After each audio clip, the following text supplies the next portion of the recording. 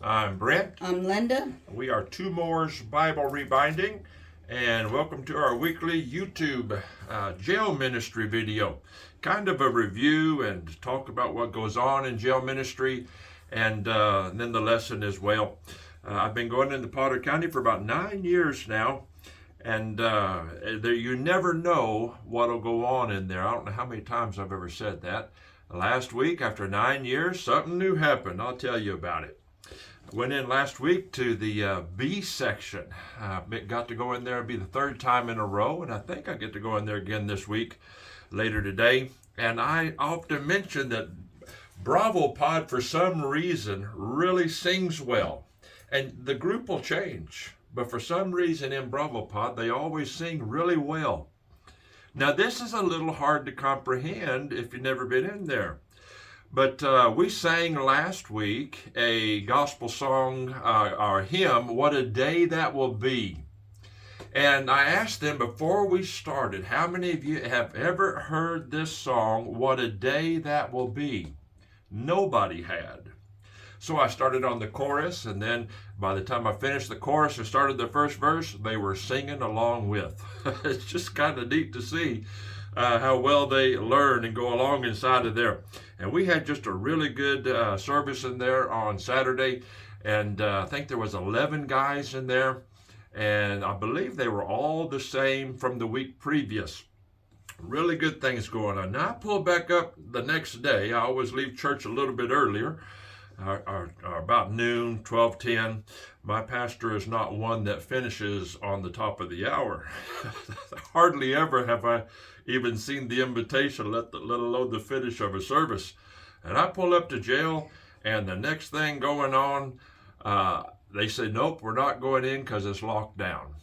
Now, it's been locked down before, and I said, well, don't we usually just wait a little bit? And usually within a half hour, it'll clear up. And they said, nope, this one won't clear up. It was some kind of a glitch, best as I understand. And they couldn't get the doors to work. I suppose if you're on the inside, that's a bad deal. They got us before we got inside. But literally lost the opportunity to go in there that day. So I didn't get to have my Spanish service. And I also have a bag full of mail that I didn't get to take in there last time, correspondence courses. And so that's all a week behind now. But there is nothing you can do about it because you never know what will go on inside of the jail. Now, everything's going to go hopefully better this week as we go in there, and been going through the Gospel of John. I've mentioned going through this in our weekly lessons, my weekly sermons in jail. I've been translating it into Spanish and been teaching something in each chapter as I go along. And we've been in chapter 6 this week. And a little review, chapter 1 of the Gospel of John is about Jesus becoming, the Word becoming flesh and dwelling among us. And the creator of man, putting on some clothes called flesh and dwelling with man. And then the fact that he came to be the Savior of the world, the Lamb that taketh away the sin of the world. Chapter 2 is the beginning of miracles. And one of the preeminent reasons for the miracles is proving the messenger is sent from God. Chapter 3 was Nicodemus, a one-on-one with Jesus. And the man went away after hearing the world's most famous verse, John 3:16, taught to one man from Jesus Christ, and he went away unconverted. Chapter 4, we went in there and saw the woman at the well. And another one-on-one conversation where not only did the lady come to saving faith, but you read down through the rest of the chapter, and a great multitude of that town came to know saving faith as well. And then chapter 5 last week was Jesus working on the Sabbath and why. And we had a little lesson about that when he healed the man.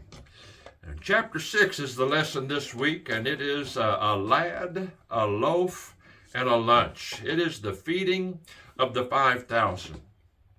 I'd like to mention to you, I always put on the screen what they get in the paper that's right here that I hand out to them. And then the whole idea is that they take these papers and can further study them and also they share them with other people. But the little is much when God is in it song. That's not the easiest song to teach people for the first time, but we're going to sing that tomorrow. And I can tell you pretty much what will happen. In B-Pod, they will sing very well in there. And I wind up in D-Pod, and there's a good chance of me singing a solo in there on that song. And then we always sing the song, God is Still Good.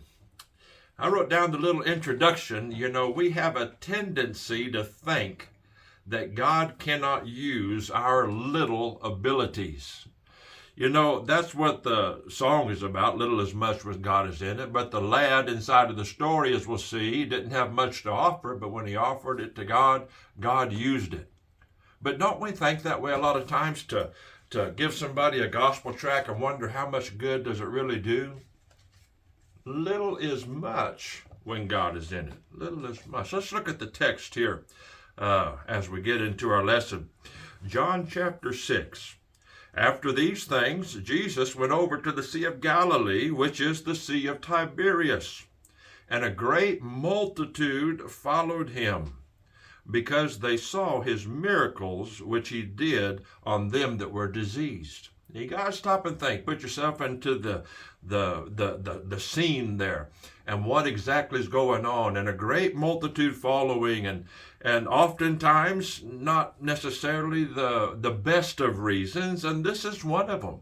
Why is he gathering the crowd? Because they saw his miracles. And of course, you know, I'm not saying necessarily that it's bad, but they're following him because of the miracles and what they can possibly see or get.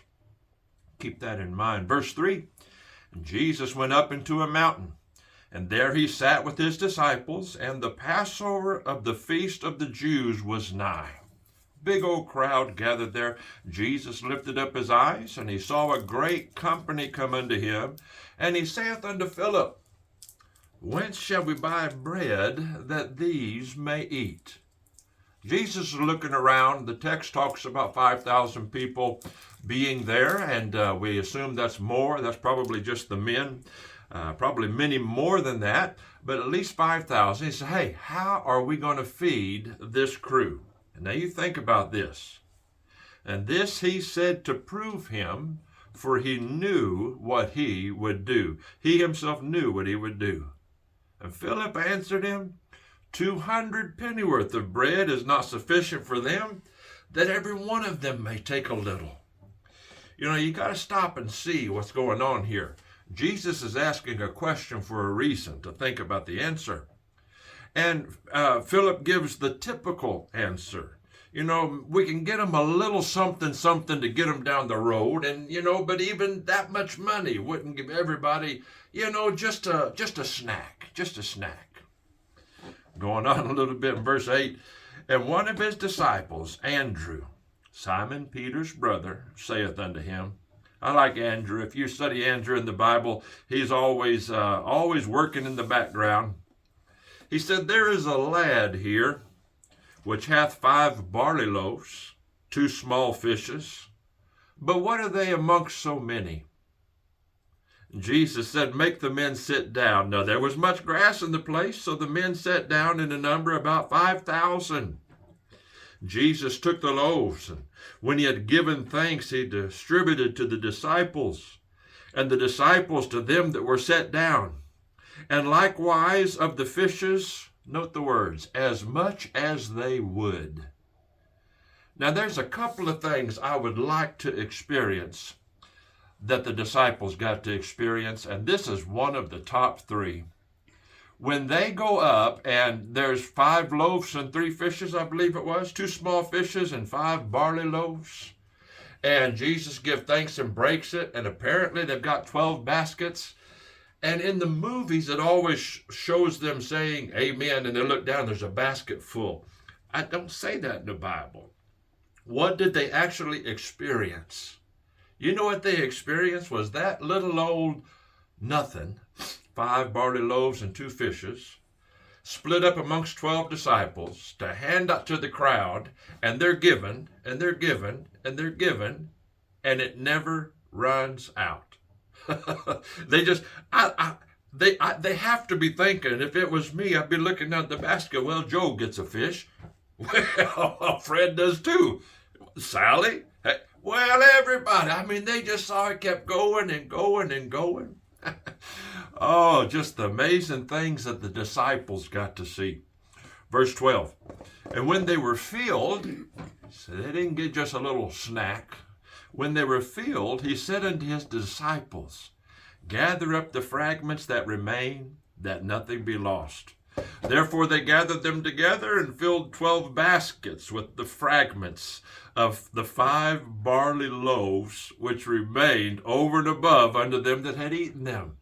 He said, how does all that take place? I can't tell you myself, but experiencing it and seeing it, there's a couple of crowds here. The 5,000, they got to eat to the full. Whew, they're pretty lucky, aren't they? Where's the 12 disciples? They got to pass out and see this miracle take place. Verse 14, then those men which had seen the miracle that Jesus did said, this is of a truth that prophet that should come into the world. A little outline that I've got on the inside of my lesson is just to talk to these guys about a lad, a lunch, a lad, a loaf, and a lunch. The lad, just a kid. There's a lad here, but what can he do? I wrote down in my notes, a lot of lads running around. Nothing special at all, actually very unspecial, except for one special characteristic. They were willing and offering. Now, they were willing and offering. I wrote down, imagine what the lad thought as he watched. The 5,000 people got fed. The 12 disciples got to be able to disperse and experience firsthand in this working of this miracle. But what did the lad think? What did he think as he came up and was offering his 5 barley loaves and 2 fishes? And then he got to eat. He sat back and got to watch what God did with what he offered. He got the biggest blessing out of the, let's say 5,012, 13 with Jesus, 14 makes him. I know there's more than that, but out of 5,014 people, there's one little lad that got an experience that nobody else got to experience, and that was seeing what God did with his little loaf, his little lunch that he offered. The lad, nothing special at all. Nothing special at all, just a little lad. That's what ministry, and I view the jail ministry as missionary work, is all about, is just finding a lad. Finding a lad that's willing to make an offering. Tell you a story about somebody. I've mentioned this guy before, and now his name is Manuel. He's in prison, and he'll be there for a while. He's just a lad. That lad, can you imagine how timid he probably was when he came up to Jesus, when he talked to him, and then got to see what happened? Let me tell you this story. I've told part of it. I want to tell some more. The stories keep going. And this guy, this little lad named Manuel, he came to a place over a year. I had him in chapel services, and I went to his pod a whole bunch. And when I first met him, he was very quiet, very timid, would hardly speak. And he ran around with this other guy. They were pretty close. And they call them cellies in there, cell buddies, And he went in there, and they started doing the courses that I give. Manuel would hardly speak. And the two of them did the studies together. Just happenstance, every word was identical in their answers. And it don't take a lot of rocket science to know what was going on. I never did say anything. And they would do the studies together and copy one off the other. Well, then the one guy has some charges cleared. He got moved to another area. And next thing you know, Manuel's grades went in the toilet. And he was really struggling because he hadn't done any of the work so far. I knew that. And then he began to study, and he began to do his own work. And next thing you know, he starts being vocal in class. He's not a motor mouth by any means, but he talks about different things that are going on and different things he's learning and how God is working in his life. And man, that's something you just love to see. But as the commercial says, but wait, there's more. Well, he caught chain or went to prison and wound up with a sentence that if he behaves well, I think it's 8 years and change he can get out on. Got a letter from him about a week ago, and it's always encouraging to hear from guys. And he says, I'm in prison, this is that going on. He said, I'm keeping my eyes on the Lord, reading my Bible and praying.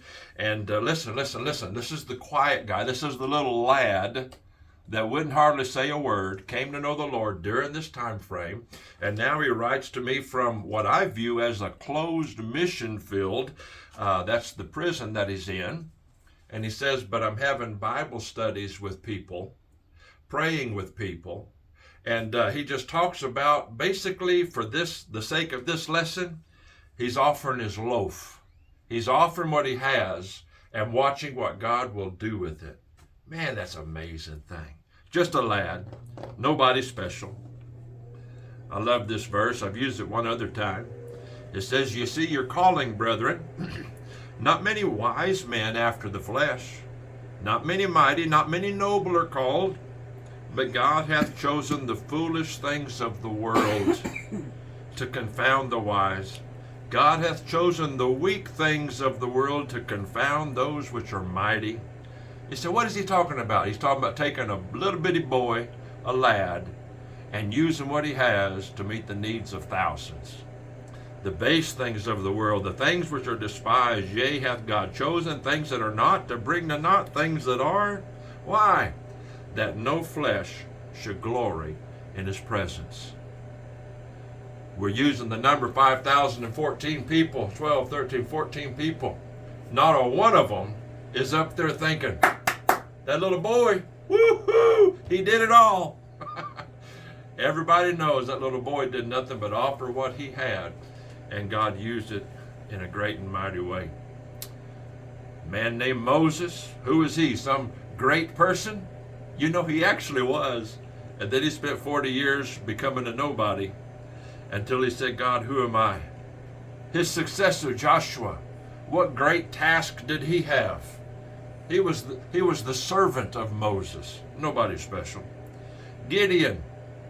Oh, he got him an army together. God said, get a few less, get a few less, get a few less. Okay, that's few enough now. Go on, let's get this job done.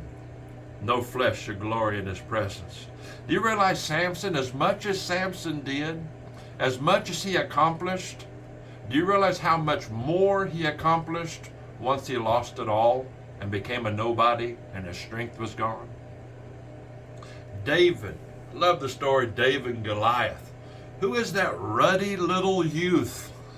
He's the one doing what the big, muy macho soldiers wouldn't do, because he just offered what he had to God. A lad and a loaf. Lad with a loaf. And he offers it. You know, if you stop and think about it, the loaf that he offered was barley loaf. It's considered a poor man's food. Just part of the culture there. You know, that kid had enough for himself. He could have just holed up somewhere and, you know, got alone by himself and had his good meal that he brought with him. After all, he was the one that was responsible. I wrote down, you won't lose your lunch if you give it up. This is the offering that he made. The scriptures that kind of go along with it that seem illogical, like a boy giving up his lunch, but instead of losing everything, he fed 5,014 people. Give and it shall be given to you. Good measure, pressed down, shaken together, running over, shall men give unto your bosom. For the same measure you mete, it shall be measured to you again. The boy got back and then some. Cast thy bread upon the waters. Thou shalt find it after many days. There is no wasted task. There's no wasted offering, whatever it would be, that is for the Lord. I have a question there. The boy offered his loaf. What can Jesus do with what we offer? That little boy, he did not know what Jesus would do with his loaf. That kid didn't know. He didn't have no premonition that he is going to be written in the inspired Word of God as a historical record for encouragement for centuries to come. All he knew was that Andrew came along and saw him, and whatever the thing happened there was, I don't know if Andrew encouraged him or the boy, it doesn't really say, but all he did was simply say, I've got something. Would you use it? That's all God is looking for. I write down this stuff on purpose, tell you the truth. Illustration. I'll explain to them what an illustration is, expresses what we're talking about with the story. A man named Dwight L. Moody shook the world for Christ, pre-internet, back in those days when it was all one-on-one, yet he reached continents with the gospel. He heard these words. Dwight Moody heard a man say, the world has yet to see what God can do with one man fully surrendered to God. Dwight L. Moody, a shoe salesman, was his job. Said, what do I have to give? Well, whatever I do have to give, Lord, it's yours. And the way God used that man. A lad, a loaf, and a lunch. Jesus accepted it, gave thanks, and then the task got accomplished. And I wrote down the servants got the most out of it, trying to imagine what the disciples saw as they experienced doing it. To see the need and say, I am willing. To say, Lord, I ain't got much, but the best as I know how, here's my loaf. I would love to see you do something with it. Never will see if you don't make that offering of yourself to God. I look at, I probably better not go there. Isaiah heard those words, and the Lord said, hey, whom shall I send? Who will go for us? Isaiah didn't say he was, I'm your man. I'm all that and then some. He just said, here am I. That's all he said was, here am I. Ezekiel is that verse where it talks about seeking for a man. Couldn't find one. God looked everywhere. I sought for a man among them that should take up the head, stand in the gap before me. He said, but I found none. I just love that verse, Amos 7:14. Then answered Amos and said to Amaziah, I was no prophet, neither was I a prophet's son, but I was a herdman and a gatherer of sycamore fruit. Oh, it's helpful to understand things that go on in the Bible. What is he saying there? I was a goat roper. I was a gatherer of sycamore fruit. That's a pauper's food, a peasant's food, if we want to say it that way. Poor man's grub. He said, I'm nobody. But God took me from that place and used him in a much mighty, mighty way. The lad could have easily said, this is my lunch. No, I don't have to. That's often our attitude, I'm afraid. Give up what's rightly yours to God and trust him. Once you see God do something with your loaf, you will want to see it again. When it was all said and done, those that did not give up their lunch, they got fed. I don't think the boy was the only one who had a meal with him. But they never got to experience what the lad experienced. The lad wound up knowing some things that cannot be known any other way. We can study to the place of being a theological master, but never put it into practice and never experience God. Let me make it a little personal. If a person never surrenders and says, I'll do what you want me to, Lord, he never gets to have a part in a man like Manuel going into a closed mission field and having Bible studies and being a voice for Christ inside of that prison. And different crimes they're all bad, mind you. His crime is one that anybody in prison looks very far down upon. And yet he's in there able to reach that class of people, if I could say it that way. Reaching them with the gospel. Reaching them with the gospel. Never know. It's one thing to study, one thing to read, but to say, hey, Lord, use my loaf. What a miracle. You know, as we go through the Gospel of John and we see different things taking place, and as we've tried to call out, Jesus doesn't do any of these things just because he can or to put on a show. He has a purpose behind them.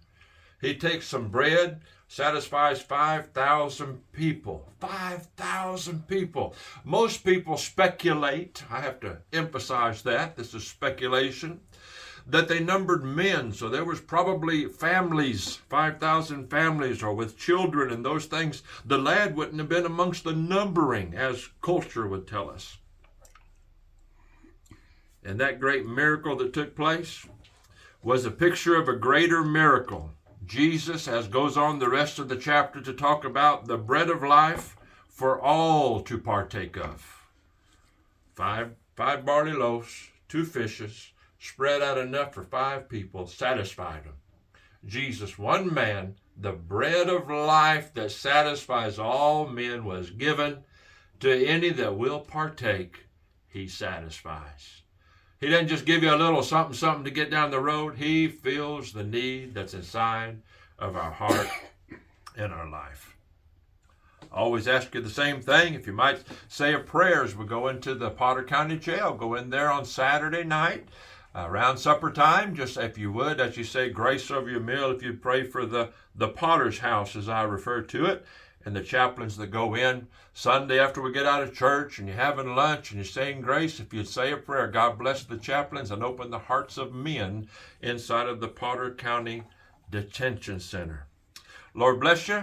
You're welcome to leave a comment and these kind of a thing. Some people email, as we've mentioned, and I sure appreciate each and every comment. And ask your prayer and blessings, and we'll see you again next week.